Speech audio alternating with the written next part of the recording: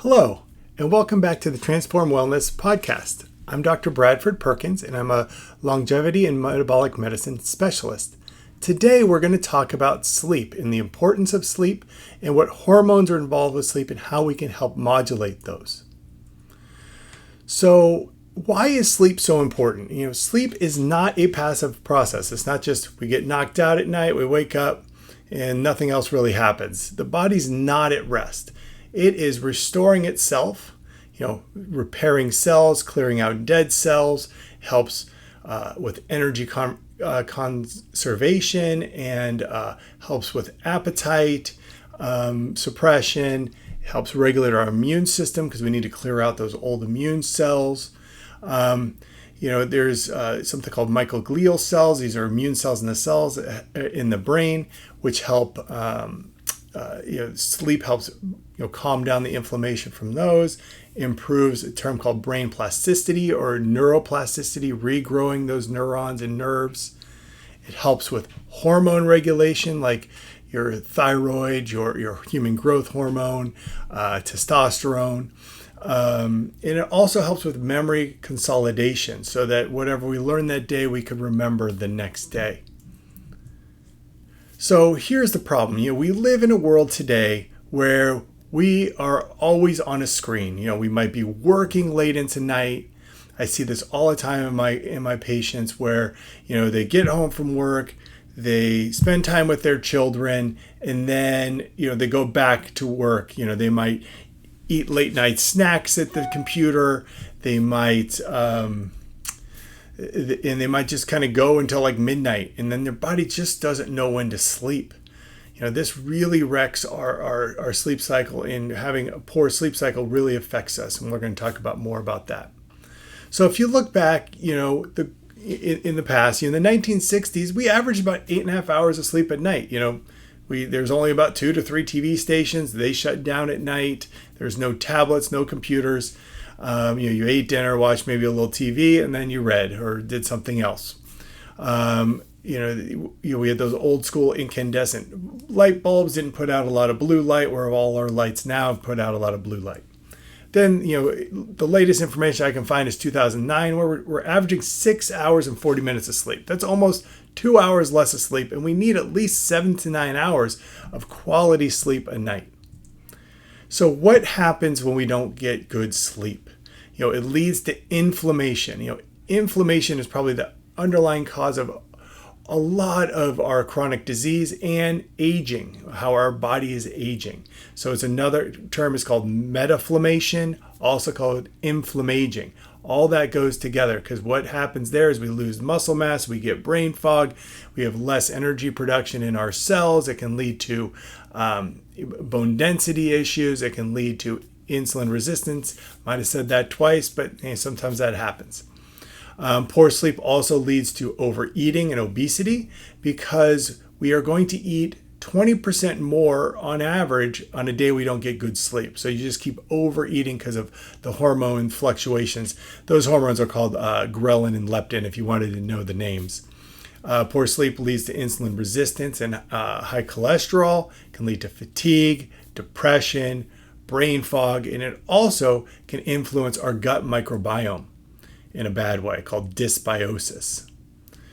So the main hormone we talked about with sleep is melatonin. Everyone's heard of melatonin. It's made in this little gland called the pineal gland. It regulates the sleep-wake cycle. That's our circadian rhythm. Production is linked to blue light exposure. So we go out in the morning, we get some sunlight, we get that blue light, it resets our circadian rhythm. Additional roles of melatonin is not just about sleep. It's also an antioxidant. It helps with immune modulation, and it helps sync all our body clocks, like when our insulin's being released, when our liver's working. Our whole body's connected to our main body clock and our suprachiasmatic nucleus. So what causes low melatonin? And this is very common.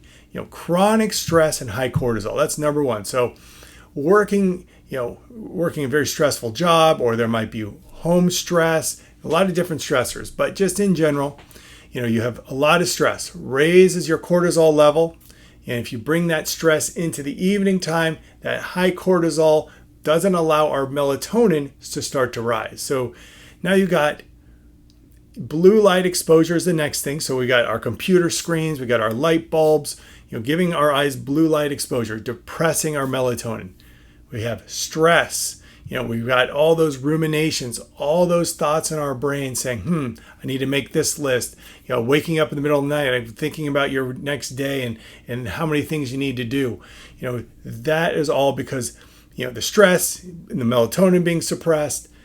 That's where we really need to help people is control the stress and support melatonin. We're going to talk about that more in detail. Aging, just in general, we make less melatonin as we age.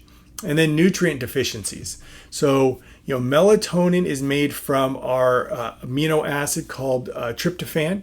Tryptophan needs vitamin B6 to be converted down into a few extra steps into serotonin, and then serotonin then makes melatonin. So if someone's low in magnesium, which is needed for these reactions, they're low in zinc, low in B6, or low in tryptophan in their diet, it's hard to make melatonin. There is something else called SAMe that's made somewhere else. So if you're a bad methylator, which is about 50% of us related to the MTHFR mutation of the gene, then lack of SAMe can lead to less melatonin as well.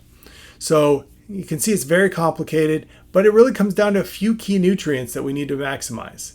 Another aspect of this, if someone's under a lot of stress and inflammation, your body doesn't make serotonin, it makes less. So now you're making less melatonin, and that's your body shunts to a different pathway called the kyernic acid pathway, and that is what's leading to depressed melatonin as well. If you work shift work, a lot of people with shift work have a lot of chronic disease because the body's not regulating its sleep cycle, and all the body clocks are dysregulated. Jet lag can also cause that. I've also heard social jet lag, where you might stay up 2-3 hours later one night. That jet lag can also influence our melatonin. Inflammation we touched on, that can also be coming from the gut. So if you have a lot of stomach issues, a lot of IBS symptoms, anxiety, that can lead to more inflammation, which decreases melatonin. Caffeine is something, if you're drinking caffeine after about 12 p.m., this is for most people. That can affect your quality of sleep because you don't have the sleep drive, and it can lower melatonin. For us that are slow caffeine metabolizers, that's me, you should avoid all caffeine because it does increase your risk of cardiovascular disease. But then there's fast metabolizers, and they can drink a cup of coffee at 4 or 5 p.m. and don't get affected. So that's different. Then alcohol consumption. If you're drinking alcohol within about 3 hours of going to bed, that is going to affect your sleep. Insulin resistance indirectly affects melatonin, and there are certain medications that lower melatonin. And these are common medications that we take. Beta blockers and calcium channel blockers for blood pressure. So that's your metoprolol, your atenolol, amlodipine. Those all can deplete melatonin. So if you're on these drugs, you should consider taking a melatonin supplement just to help augment what you're not getting. Benzodiazepines, a lot of people take Xanax or Ativan, that can cause issues. Then you have hydralazines, another blood pressure medicine. Loop diuretics, that's like Lasix. So not only are you urinating more, but it's depleting your melatonin. And then antidepressants can also deplete melatonin, as well as anti-inflammatories. How many people take Advil PM to go to sleep? Actually, that's depleting your melatonin. And the PM is really Benadryl, just makes you sleep, doesn't really give good quality sleep. And this is kind of a graphic showing cortisol and melatonin. So if you're shifting that cortisol into the nighttime, that's going to depress the melatonin because they should be opposite of each other. Cortisol and growth hormone. So, growth hormone is primarily secreted during deep sleep. It has crucial role in muscle repair, metabolism, immune function, and anti-aging processes. So if you have high cortisol, you have less deep sleep, so you're impairing your growth hormone secretion. So that can lead to poor muscle recovery, accelerated aging, increased fat storage, and slower metabolism, which is what I see a lot. Impaired glucose metabolism, again, slow metabolism, insulin, cortisol, all these things keep going back into each other. It can also lead to weaker bones, brain fog, and increased inflammation. Other causes of low growth hormone, just aging in general, insulin resistance, nutrient deficiencies like arginine and glycine and glutamine, zinc, magnesium, vitamin D, vitamin B6. Sedentary lifestyle lowers growth hormones, so if you're not moving, and excessive alcohol consumption. Now, for the women out there going through perimenopause and menopause, we're going to talk a little bit about your female hormones. Estrogen and sleep. Estrogen enhances REM sleep. It helps regulate melatonin, reduces sleep fragmentation, modulates temperature control, and controls cortisol spikes when under stress. So as women are going into late perimenopause and menopause, you can see that that lack of estrogen really affects sleep. Now, hot flashes, waking up in the middle of the night, more anxiety, all being related to the loss of the sex hormones. Because progesterone is the other one, and that promotes GABA activity, which is very calming. So it helps with sleep duration, and it supports respiratory stability. What does that mean?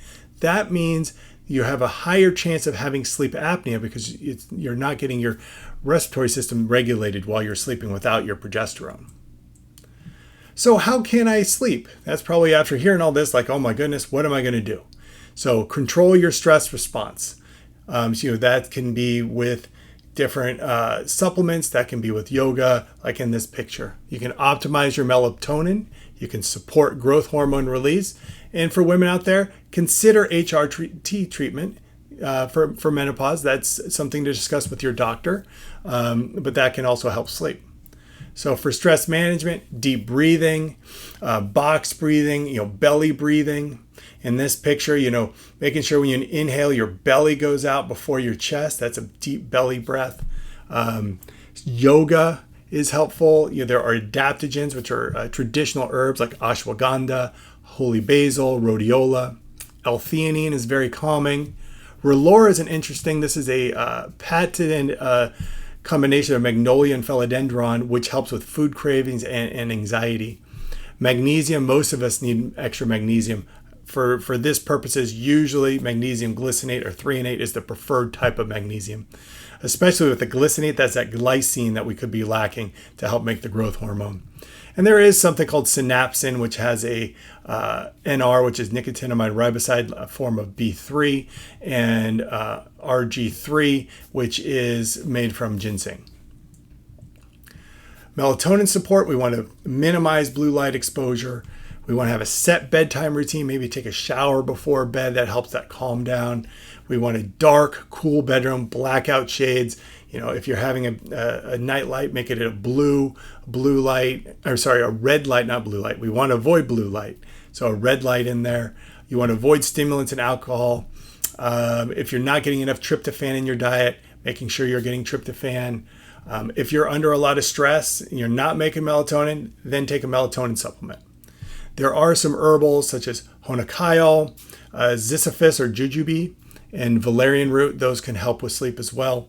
And then supporting as well the magnesium and zinc.